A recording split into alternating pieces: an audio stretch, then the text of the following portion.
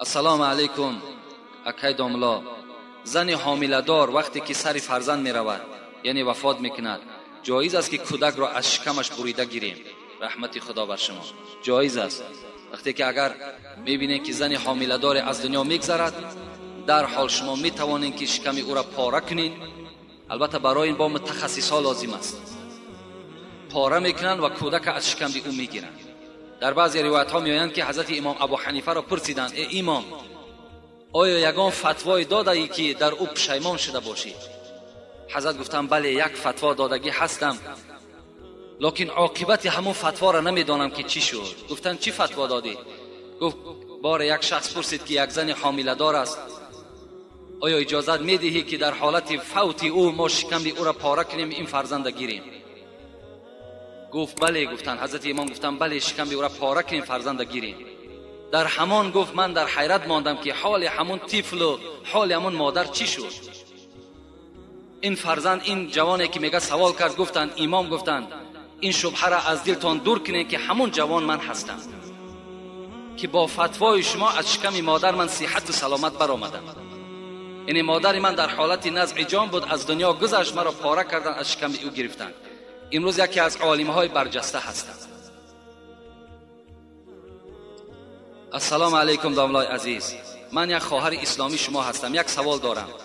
آیا برای شوهر از رنگ و بار حاضر زمان استفاده کنی جایز است؟ یعنی کسمتیکا.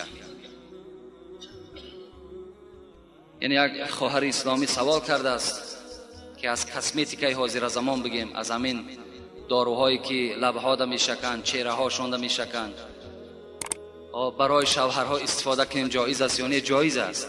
اگر برای شوهر هر رنگ باری که زن خودش را میدهد، آرا و تارایی که میکند برای در دل شوهرش جایگیر شود، برای محبت شوهر برای او زیادتر شود، خب برای اون که شهوتی مثال مرد کشاده شود، هر رنگ باری که میکند اجازت است.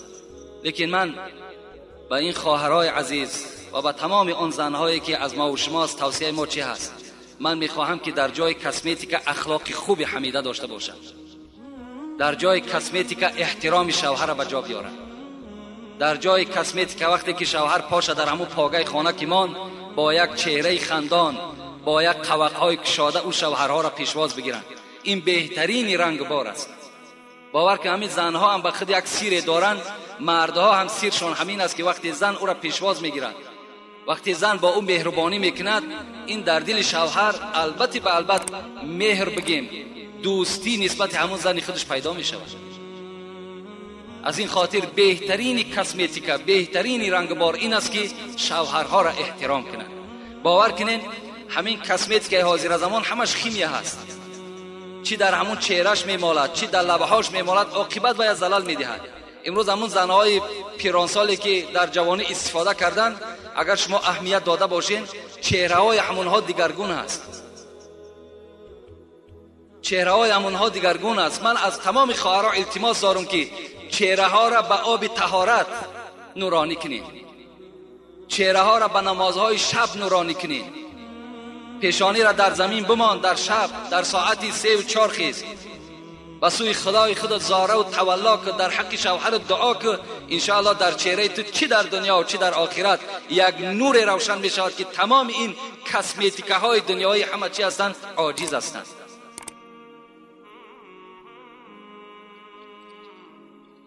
السلام علیکم بابای داملا، آیا همین شعری من ایجاد کردم درست است برای بینمازان؟ یک برادر برای بینمازان هرچی بگن کم است، یک شعر ایجاد کرده است. اگر چنده که رحمت خدا به این برادر ایجاد کردن، در وزن کم شعرها وزن ندارند، لیکن معنای خیلی خوب دارند، معناش پر ره است.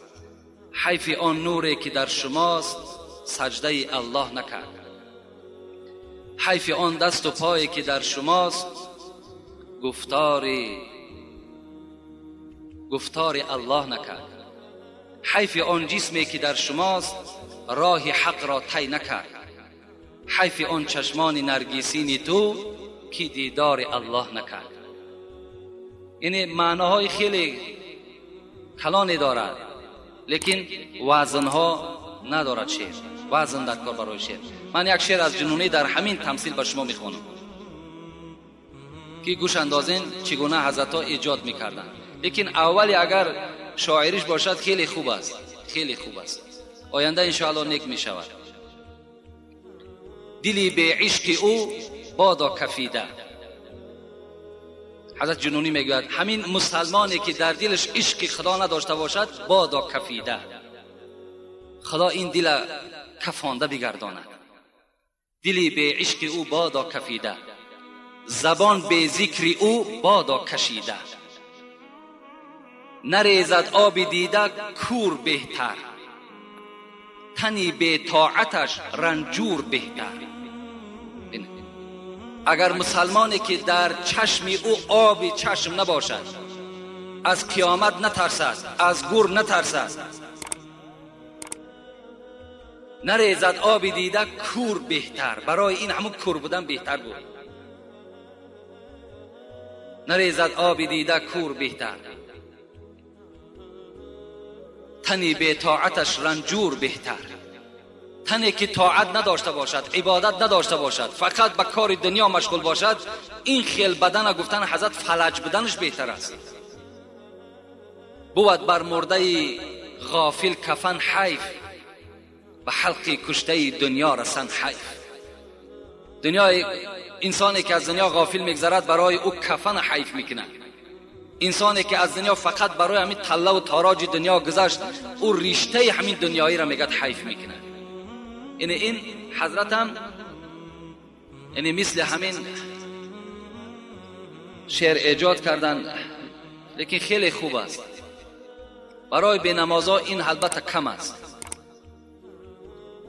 حاجی داملای محترم، من اول از شما عذر پرسیده میگویم که زن شوهر خود را به دین اسلام درآورد، یعنی نماز را یاد دهد. درست است یا نه؟ داملا از شما یک کف دعای نیک طلب دارم، خدا شما را نگاه بدارد.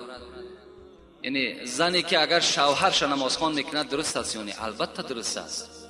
این خیلی نادر است که زنی که شوهرش نماز خوان میکند، خیلی نادر است. خوش به حال همون خواهر، خوش به حال همون زنی که برای اصلاح شوهرش حرکت میکند، برای با دیانت کردن شوهرش حرکت میکند. خوش به حال این زنی که البته این عمل انجام میدهد. البته درست است. یک سوال دیگر کردن، آیا اگر شوهری که زنش تعلیم قرآن میکند باز با او زندگی کردن درست است؟ البته درست است. این وظیفه شماست. وظیفه شماست که زن شما قرآن خوان کنین، زن از علم اسلام آگاه کنین. این وظیفه تون است. او حکم شاگردی را نمیگیرد، او تا همون مردن شد او زن شماست. شاگرد شما هم که باشد غلط هم ندارد، هیچ یگان جای غلطی نیست. السلام علیکم بابای حاجی، به سوال من جواب دهید. تسبیح ها را در دیده ها میمالند، چی معنی دارد؟ دویم، زن در دنیا 2 3 4 شوهر میکند، در جنت همراه کدامش میباشد؟ انا زنهایی که در دنیا 2 شوهر میکنند، 3 شوهر میکنند، از پیغمبر خدا پرسیدن این سوال است. حضرت گفتند که با شوهر آخرش در جنت است. کدام شوهری که با او در آخر حیاتش یک جا بود با همراهی او در جنت است. در بعضی روایت ها میآید که کدام شوهری که خوش اخلاق بود این زن همراه او هست. ابی دردا میگوید وقتی که از دنیا گذشتن با شوهر خود، با زن خود گفتن که شوهر نکن اگر تو بخواهی که در جنت همراه من باشی. این مطلب از این سخن ابی دردا هم این است که زن با آخران شوهر خود در جنت است. و تسبیح را در دیده ها مالیدن، اینها یعنی کاری غلط خطا هم بگیم خطا نمیکنیم. تسبیح گردانیدن ثواب، تسبیح گردانین. از گپ بیهوده همون سبحان الله شما میگوین هزارها بار بهتر است، لیکن بعد تمام کردن اونها را بوسه کردن در دیده ها مالیدن اینش غلط است، گناه است. فقط شما قرآن در دیدتان مالید، فقط شما قرآن بوسه کنید. و یک سنگ است، آیا بوسیدن چی لازم است؟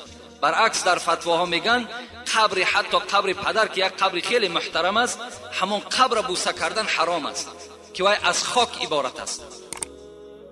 وقتی که میگه حضرت عمر طواف خانه کعبه میکردن، همان نزد سوراخی آمدن، جایی که حجر الاسود ایستادگی هست، و همون حجر الاسود گرفتن و بوسه کردن و گفتن قسم به خدا ای حجر الاسود، من دیدم که پیغمبر تو را بوسه کرد و الا من تو را بوسه نمیکردم، تو یک سنگی هستی، از دستی تو هیچی نمی آید. السلام علیکم آبای داملا، همین سوال ما رو با پررگی جواب بده. من بسیار در نماز غلط میکنم، اگر پس بخوانم، اگر نماز را کمکک بلند بخوانم خطا نمیکنم، یعنی نماز بلند خوانم غلط نمیکنم، پس بخوانم غلط میکنم. من دخترک هستم، میگن آواز دخترک سطر هست، من چی کار کنم؟ باز یک سوال دیگر، بابای داملا من میخواهم که جنازه را پیش از نماز بخوانیم، برای آنی که بسیاری کسها در نماز جنازه اشتراک نمیکنند. خداوند این خواهر باز توفیقش زیاده بگرداند. یعنی همه وقت باید که جنازه های ما بعد نماز شوند، زیرا پیش از نماز جمعه وقتی ما جنازه میکنیم اکثر مردم جمعه را میپرتویند، از پس نماز جنازه میشوند، اینجا ده همشون گناهگار میشوند، زیرا فرض عین ماندگی مثال از پی یک فرض کفایه میشوند. باید که جنازه البته به البته چی شود؟ بعد نماز شود. و سوالی که دادن آواز دخترک سطر هست، این غلط است، آواز دخترک سطر نیست. آواز دخترک سطر است در وقتی که در نزدش مردهای باشند که مثال محرم این نباشند، مردهای بیگانه باشند، این حالت در آواز زن سطر میگن. لیکن در نماز همه شما چی زن و چی مرد می توانیم 5 وقته نماز کدامش نباشد، چی بامداد چی پیشین. گفتی عباره مختصر که والمنفرد خیرت این ادا، آدمی طاقت گذار حق دارد خواب پس میخواند خواب بلند. اگرچه نماز پیشین باید پس خوانده شود، عصر پس خوانده شود، اینها فقط برای امام هستند، برای آدمی طاقت گذار نیست. برای آدمی طاقت گذار میتونی با تمام آواز در خانت بخوان، چی پیشین باشد چی عصر باشد. نمازهای بلند میتونیم پس بخوانیم، بلند یعنی اختیار شما هست اگر طاقت گذار باشین. این بلند خواندن و پس خواندن فقط برای همون خطیب است، برای ملا است، برای امام است، برای شما نیست. همه تون میتونیم بلند میخوانیم پس میخوانید، این حق شما هست اگر در خانه نماز ده تنها گذار باشید. السلام علیکم داملای محترم حاجی مرزا، بعد از سلام خواهش میکنم که به این 2 سوال من جواب بدهید. در ماه سفر لباست در تنت اگر بسوزد پوشیدن وی باز درست است یا نه؟ در ماه سفر نکاح کردن یا که توی کردن، یا زن اگر حامله دار شود، یا زنی که سری فرزند رود، با احترام یکی از مخلصان شما. ما اینقدر از ماه سفر میترسیم، اینقدر از خدا نمیترسیم. تمام در مردم ما و شما همون جاهلیت دوره عرب ها پیدا شده است. در دوره های جاهلیت هم کتاب تاریخ عرب ها را خواندم، تماشا کردم، اونها هم برای اونها روزی نامبارک روزی چهارشنبه بوده است. انا همون اثر جاهلیت اونها در ما و شما تاثیر کرده است. امروز بیماری را وقتی میگو روزی چهارشنبه خبر گیرم میگن نره که کسلش زیاد میشود. ببین این یک جاهلیت است، حالان که پیغمبر ما و شما میگه العائد فی المریض یمشی فی مخرفة الجنه، کسی که اگر بیمار خبرگیری میرود قدمهای او در باغ از باغهای جنت قدم زده ایستاده است. ببین ما و شما را محروم میکنن از فیض همون جنت، از همون داخل جنت. ما و شما را این جاهلیت محروم میکنه، نمیگذارد که شاید که من همون روزی چهارشنبه بیکار باشم خلاص. یا حضرت عایشه صدیقه میگوید که در دوره های جاهلیت ماه شوال بسیار ماه نامبارک بود برای مردم عرب، حالان که پیغمبر مرا در ماه شوال نکاح کرده گرفت. این عایشه صدیقه میگوید. یا جاهلیت ما و شما این گونه بود که یک چغز اگر در بالای یک درخت می نشست میگفتیم از همین خانه یک کس وفات میکنه، یا همین خانه ویران میشد برای که چغز در بالای خانه نشست. حالا که خدای ما و شما میگه و ما اصاب من مصیبت الا باذن الله، ای بندگان من خاطر شما جمع باشد، از هیچ چیز نترسین، هر بلا و مصیبتی که به سر شما می آید همش از نزد من به اجازت من می آید، شما از اینها نترسید. ماه سفرم از طفیل اینهاست. ماه سفر یک ماه پرخیر، یک ماه پربرکات. فقط پیغمبر خدا را وفاتش در این ماه سفر است. برای این در این ماه، هر ماه برای ما و شما ماهی مبارک است. از ماه سفر نترسید. حتی پیغمبر لا عدو ولا طیرة ولا هامة ولا سفر فی الاسلام. ببین در اسلام ما از پرنده ها نترسین. گفت در اسلام از ماه سفر نترسین. هیچ چی بلا ندارد، هیچ مشقتی ندارد. برای همین لباسی که در ماه سفر می سوزد پوشیدن او باکی ندارد، پوشیدن بگیر. یا توی کردن در ماه سفر، اگر همین تویهای سرخراجات و همین تویهایی که پر از حرام کرده های خدا هست در ماه سفر نه، در تمام کل سال برای ما و شما نادرست است. ماه سفر خالی نه. یکی خوش به حال همون پیشوای ما و شما که بیچاره البته مانده شدند از حساب همین خراجات و اسراف ها و عمل های نادرکار همین مردم که مانده شدند، بعد گفتن که همین ماه سفر در توی کردن درست نیست. شکر که از همین ماه سفر حاضر می ترسن، از خدا نه.